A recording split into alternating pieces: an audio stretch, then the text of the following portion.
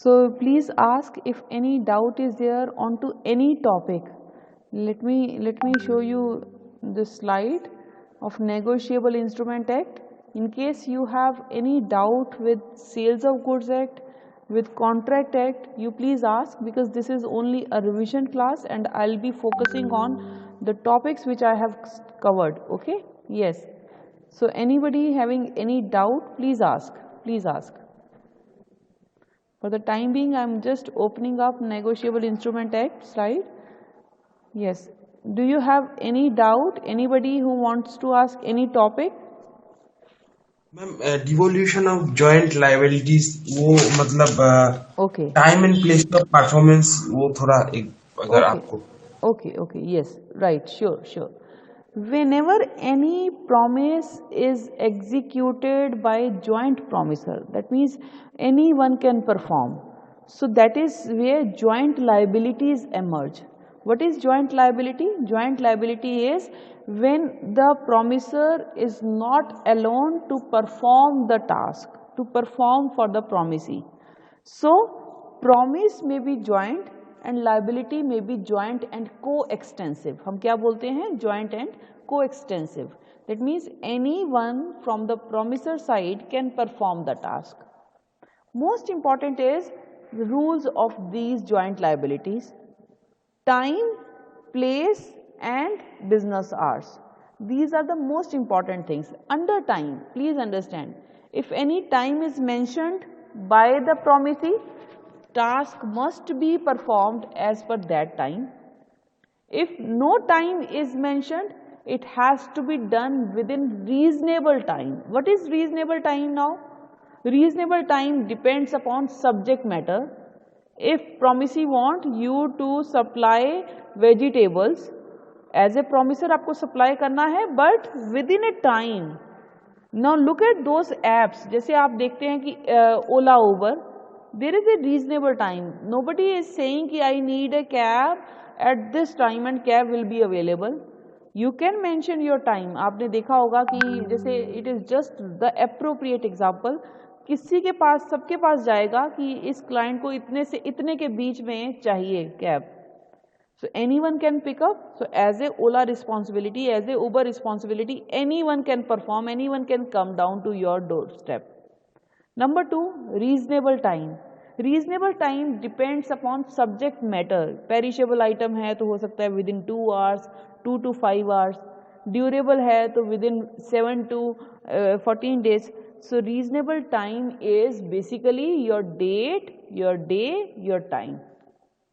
If anything is explained and expressed by promisee, it has to be done at that time. अगर कुछ भी mention नहीं किया तो it has to be done within reasonable time. Second is place. Place में भी वही rule applicable होगा कि अगर promisee ने बताया है place of performance, तो अब आपको उसके अकॉर्डिंग उस place पे जाके परफॉर्म करना है. So I need the product onto this address. आप देखिए, जब आप कोई फ्लिपकार्ट, कोई अमेजोन, कोई भी वेबसाइट खोलते हैं, they are going to ask you what is the shipping address. So place is very important. If you tell it, it is fine, otherwise it is business place. It is business place and specially head office, right. Third very important is business hours. Time, place and hours must be in a business hours. Like business hours may be explained. If it is a normal traditional company, it may be 9 to 5, 9 to 6. If it is working round the clock, then any time where boss is sitting, where manager is sitting, where promisee is sitting. So appropriate timing must be duly convened. So joint liabilities में ये तीनों point has to be considered by promisor. Is it clear, बच्चे? Yes ma'am. Okay. Any other topic? Yes.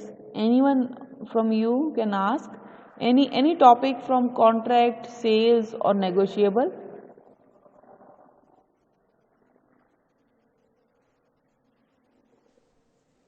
Ma'am कल जो आपने कराया था promissory notes, जो आपका मतलब थोड़ा सा उसको बिल्कुल. Okay, so negotiable instrument में there are three most important instruments. One is promissory note.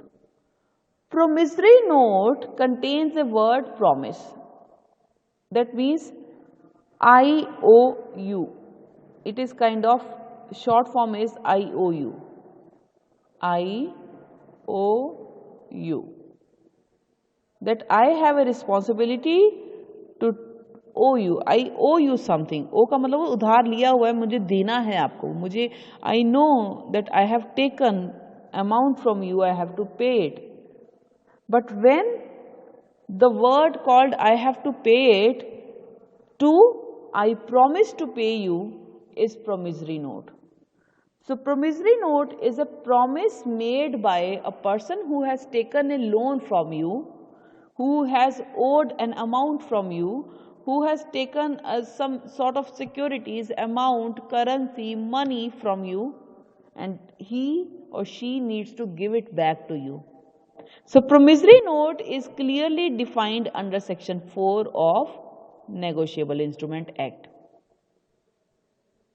It is 1881. What is promissory note? Understand this. A promissory note is an instrument. Again, negotiable instrument. Negotiable का मतलब transferable. This document is in writing. Very important word. Like I mentioned, every document, whatever is challenged in the eyes of law, is in written. वो हमेशा writing form में होगा. Otherwise, verbally there is no record. Verbally you cannot say this person has cheated, this person has done a fraud with you, this person has failed to make the payment. You cannot verbally, you cannot challenge until you have documents, until you have proof. So proof is always in a written form, containing an unconditional undertaking. Undertaking means affidavit देना, I promise you. Unconditional. Unconditional क्यों? क्योंकि कोई condition अगर attach कर दी तो that is not valid. Unconditional undertaking signed by the maker. Maker कौन है? जो प्रॉमिस कर रहा है कि मैं तुम्हें पे करूंगा. आई promise to pay you this amount. So maker is a writer of the note. यानी कि मेकर एक प्रॉमिसरी नोट को लिखता है, वो प्रॉमिस करता है. So he is a person who is making a promise. What kind of promise? To pay a certain sum of money. Please understand, certain का मतलब very specific amount. In a certain manner. कब देना है? Right? In a currency form. Currency का मतलब है उनकी currency में.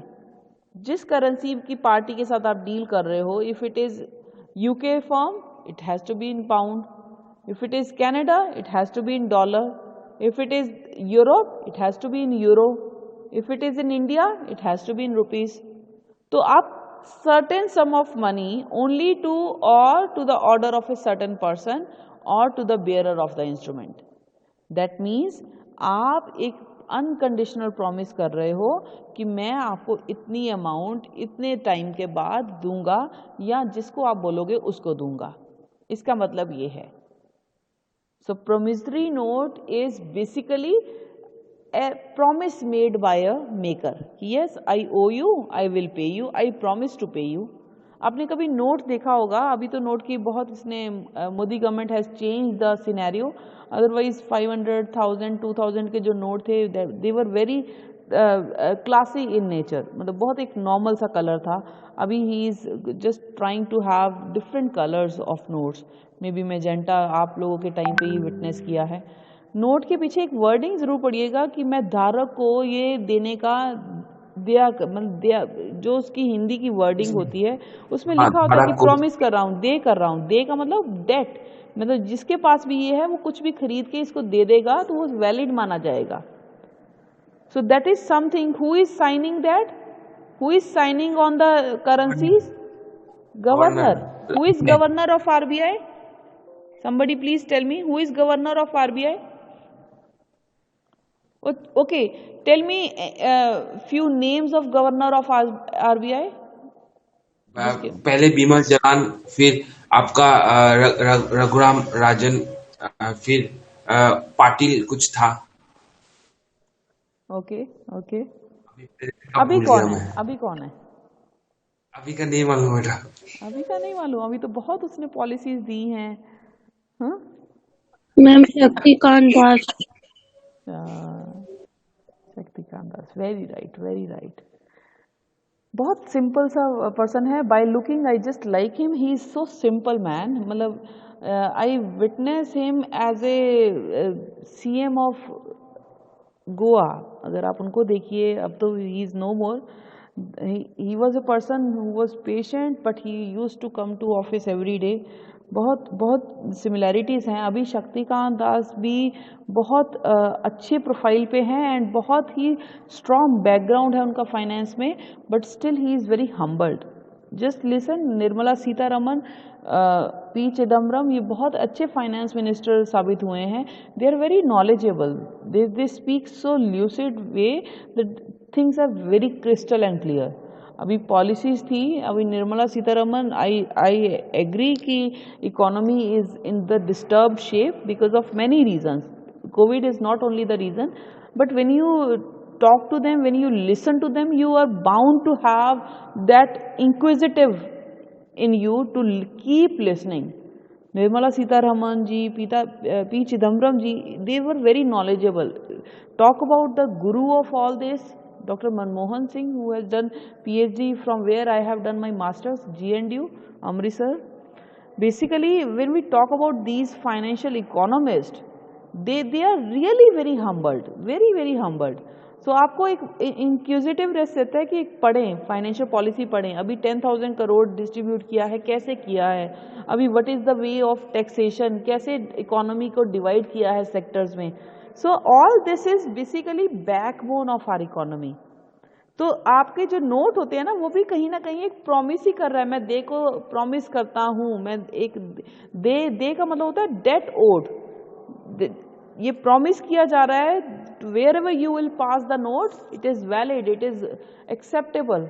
जो नोट बंद हुए थे वो तो बंद ही हो गए ना, फिर किसी ने भी एक्सेप्ट नहीं किया, तो उनको एकदम से इकोनॉमी से बाहर लेके उनको टार्निश किया गया। उनके वो जो है, they were not being popular after the announcement given by Modi सरकार। Okay, so this is something. Promissory note का मतलब होता है प्रॉमिस कर देना। कौन प्रॉमिस कर रहा है? Maker. So look at this, generally there are two parties, one who is writing down the bill, writing down the note, is known as maker या drawer. So maker or drawer is a person who is writing the note, number one. Number two, very very important, he is promising to pay to the payee. Yes, I promise to pay you this amount, right? So पे is a person जिसको payment की जाएगी, जो payment receive करेगा, जो वो amount को लेगा। So he is a person who is going to get the payment after the time, after specific time, right? ये नॉर्मली दो पार्टीज होंगी when there is no transfer, but मैं आपको और इसकी डिटेल में बताती हूँ how many parties are there. One is maker, maker will not be change. Maker वो है जो एक प्रॉमिस कर रहा है कि I will pay you this much amount. पेई वो पर्सन है जो वो उस अमाउंट को रिसीव करेगा, जिसको पेमेंट की जा रही है। होल्डर वो पर्सन है जो उस डॉक्यूमेंट को होल्ड कर रहा है। लाइक ये नेगोशिएबल इंस्ट्रूमेंट है, ये ट्रांसफरेबल है, राइट? पेई इज ए होल्डर। पेई को जब आपने दे दिया कि मैंने ये प्रॉमिस कर रहा हूं, मैं तुम्हें ये अमाउंट दूंगा, तो जो डॉक्यूमेंट है जो उसको होल्ड कर रहा है इज कॉल्ड होल्डर। होल्डर अगर अपना एक राइट एक्सरसाइज करता है कि आगे किसी और को पास कर देता है वो, तो होल्डर इंडोर्सर बन जाएगा, और जिसको पास ओवर किया वो इंडोर्सी और पेई बन जाएगा। तो पार्टीज कैसे चेंज होती हैं? For example, Ram has promise to make payment to Sushil. Ram is a maker, drawer है। राम ने कहा सुशील को कि मैं तुम्हें प्रॉमिस करता हूं पेमेंट दूंगा, तो सुशील इज ए पेई। सुशील पेई भी है, होल्डर भी है। पर जब सुशील ने ये राइट मोहन को दे दिया, तो सुशील अब पेमेंट, वो वाली पेमेंट राम से लेके किसको करेगा? मोहन को। तो सुशील क्या बन गया? इंडोर्सर। और मोहन क्या बन गया? इंडोर्सी। तो होल्डर, इंडोर्सर और इंडोर्सी, इंडोर्सर तब कहलाएगा जब वो अपना राइट एक्सरसाइज करेगा ऑफ द ट्रांसफर.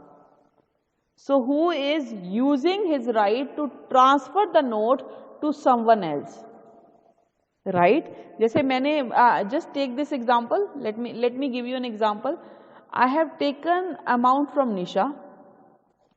निशा को मैंने प्रोमिसरी नोट दिया कि Nisha I promise to pay you this amount after 2 months. तो now I am maker, please understand, मैंने बिल लिख के मैंने इसको प्रॉमिस करके दिया है ना, तो आई एम ए मेकर कि I am responsible to make payment to Nisha. Nisha क्या हुई? पेई.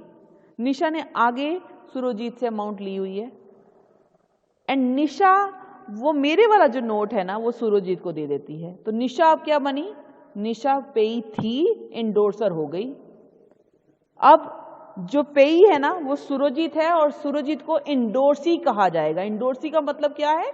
जिसको आगे डॉक्यूमेंट पास हो गया.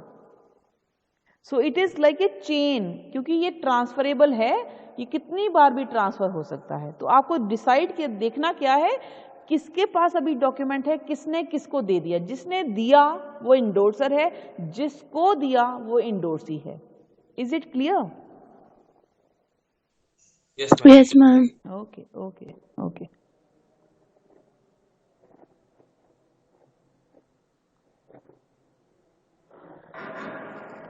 So these are the essentials.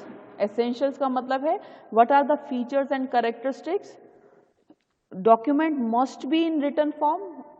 As I mentioned, there must be unconditional promise. कोई कंडीशन नहीं. I cannot say Nisha I promise to pay you 10,000 if my dad comes on Wednesday. It's not like this, right? It has to be unconditional promise. I cannot attach any if. अगर ये हो जाएगा तो मैं तुम्हें दे दूंगी, ऐसा नहीं. अगर word is not valid, it has to be promise, it has to be unconditional. Most important, it must be signed by the maker. इसमें मैंने 3 केस आपको 2 केसेस बता दिए थे कि अगर मैं एज ए पर्सन कर रही हूं तो मेरा साइन ही काफी है. बट अगर ये कंपनी है जो कि लेन देन का काम करती है, तब उस केस में कंपनी का sign as well as stamp होना जरूरी है. दोनों चीजें जरूरी हैं. तो जितनी भी आप एनबीएफसी देखते हो ना बेटे, मुथूट फाइनेंस हो गया, राइट, जितने भी नॉन बैंकिंग फाइनेंशियल कॉर्पोरेशंस हैं, उनका काम ही ये है पैसा इधर से देना, इधर से लेना, इसके करना. प्रोमिसरी नोट एग्जीक्यूट होते रहते हैं, उनके सीएज लिखते रहते हैं, बट सीए जो लिख रहा है वो कंपनी के पास भेजेगा, तो कंपनी की स्टैंप होनी जरूरी है. पेई मस्ट बी आइडेंटिफाइड. यस, पेई एक स्पेसिफिक पर्सन होना चाहिए, पर्सन हो, कंपनी हो, कोई भी, right. And amount must be certain. Amount का मतलब है वो स्पेसिफिक अमाउंट हो, वो रेंज में नहीं होनी चाहिए कि मैं 10 से 15,000 तुम्हें अगले 10 दिन में दे दूंगा. This is not a promissory note. Is it clear? Yes, ma'am. Okay. So this we have discussed. Now look at this example, right? This is the amount, this is the place and date, and Ram is writing this. Ram is a maker. Ram क्या कह रहा है? 3 months after date, I promise to pay Silo on the order of the sum of 10,000 rupees for value received. यानी कि Ram promise कर रहा है psycho को कि मैं तुम्हें प्रॉमिस करता हूं कि मैं तुम्हें 10,000 रुपए जो तुम्हारे से अभी अमाउंट ली है उसका मैं वापस करूंगा. ये जो 3 months हैं, ये जब ड्रॉ होता है बिल तो इसको ड्रॉन डेट कहते हैं. इसका एक्सपायरी डेट होगी 10th February, जैसे ड्रॉ हुआ 10th May को. But as a rule of law 3 days are given as grace days. So that is considered 13th May. 13th May के बाद साइको के पास पूरा राइट है कि अगर पेमेंट राम नहीं देता तो he can go to court even without notice. कोई नोटिस देने की जरूरत नहीं है राम को. अगर अमाउंट नहीं मिलती है 13th May के बाद 14th को वो केस कर सकता है राम के ऊपर. Right? Clear? Yes, ma'am. Okay. So this we have discussed. Yes, in case you want to ask any other, please ask. वो आपका प्लेन पेपर में होने से कोई प्रॉब्लम इश्यू होगा क्या, या उसको स्टैम्प पेपर में, या कुछ मतलब अलग से कुछ होना पड़ेगा उसको? किसको किसको थोड़ा प्लीज से अगेन। प्रॉमिसरी नोट को क्या मतलब प्लेन पेपर में मतलब कर नहीं नहीं सकते नहीं हैं नहीं क्या? नहीं नहीं नहीं नहीं, ऐसे नहीं, वो तो लीगल लैंग्वेज है। ये तो आपको स्टैम्प पेपर चेंज होते रहते हैं एफिडेविट के, कभी मैंने 50 रुपीज देखा के कि अमाउंट। एक्चुअली प्रॉमिसरी नोट, इसलिए मैं हाँ, पूछ रहा हूँ। नहीं नहीं नहीं नहीं, वो legal legal stamp paper, legal stamp paper, normal paper पे नहीं। ओके। जैसे कॉन्ट्रैक्ट भी जो है ना, नॉर्मल पेपर पे नहीं होता है कभी भी। कंपनीज का हाँ contract is duly advocated by the process of law. Same way हाँ हाँ। Promissory note, bills of exchange, ये ऑथोराइज स्टैम्प पेपर पे होता है। स्टैम्प पेपर कभी 100 का लग रहा है, कभी 500 का, चेंज होती रहती है ये amount by the law. Okay, revenue stamp शायद। हाँ, रेवेन्यू स्टैम्प भी लगती है। वो उस कंडीशन पे लगती है जब आपकी पेमेंट किस अमाउंट से किस अमाउंट से ज़्यादा है। तो अगर 10,000 से अमाउंट ज़्यादा है तो स्टैम्प पेपर पे वो आपकी जो है रेवेन्यू स्टैम्प भी लगेगी। जहाँ स्टैम्प लगती है वहाँ उसी के ऊपर एक रेवेन्यू स्टैम्प 1 रुपये की लगती है, वो भी लगानी है। Okay, thank you madam. It's any other topic?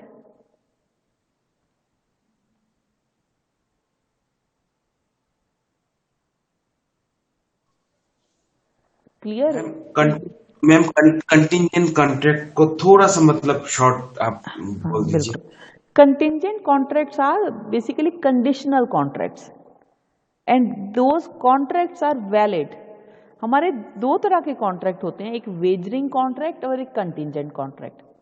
मैं दोनों को थोड़ा सा ब्रीफली समझाऊंगी ताकि आपको क्लियर रहे। वेजरिंग कॉन्ट्रैक्ट होता है the contract which is dependent upon one and another speculative nature which is not valid, कि I will give you this amount if this is going to happen, and that is sort of speculation, कि अगर आज India जीत जाती है तो मैं तुम्हें 10,000 रुपये दूंगा।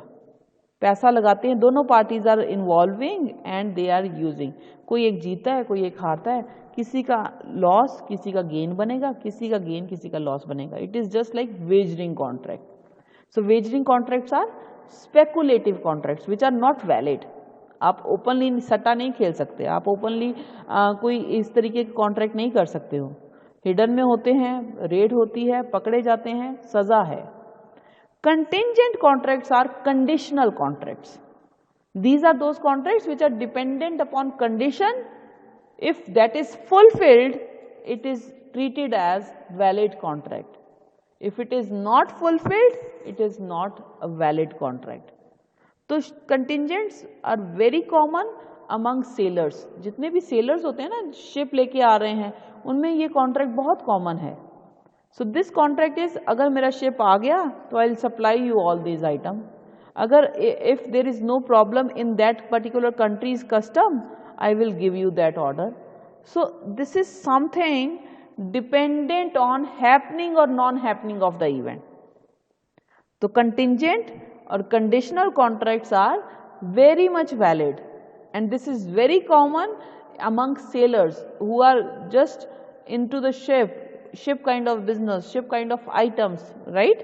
तो कंटिंजेंट का मतलब कंडीशनल कॉन्ट्रैक्ट। कंडीशनल में कंडीशन सेटिस्फाई हो गई तो इट इज एग्जीक्यूटेड, नहीं हुई तो contract is not executed. Clear? Yes ma'am. Okay okay. Any other? Yes.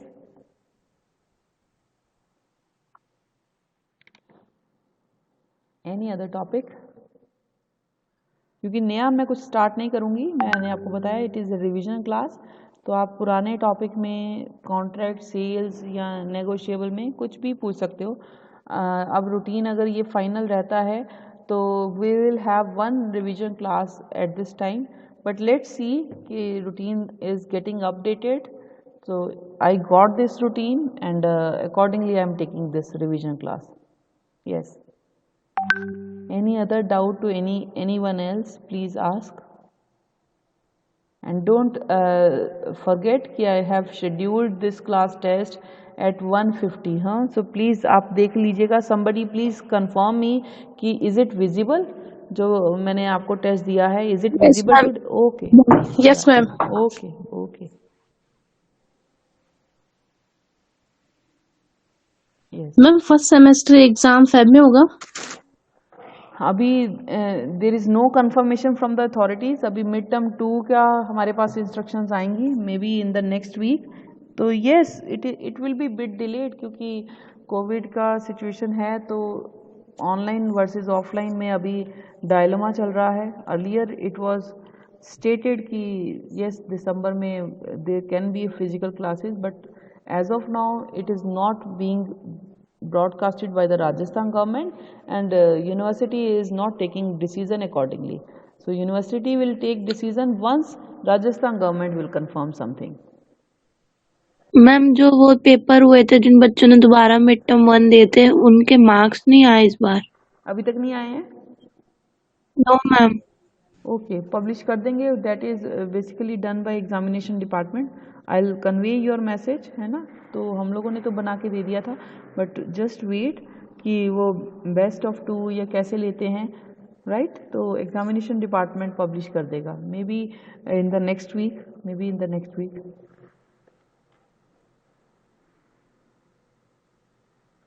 Okay, any other doubt? No ma'am. Okay. So, should I end this class? Because if there is any doubt, you can ask, else we will wind up this class. Yes, please tell. Ma'am wind up कर दीजिए। Okay.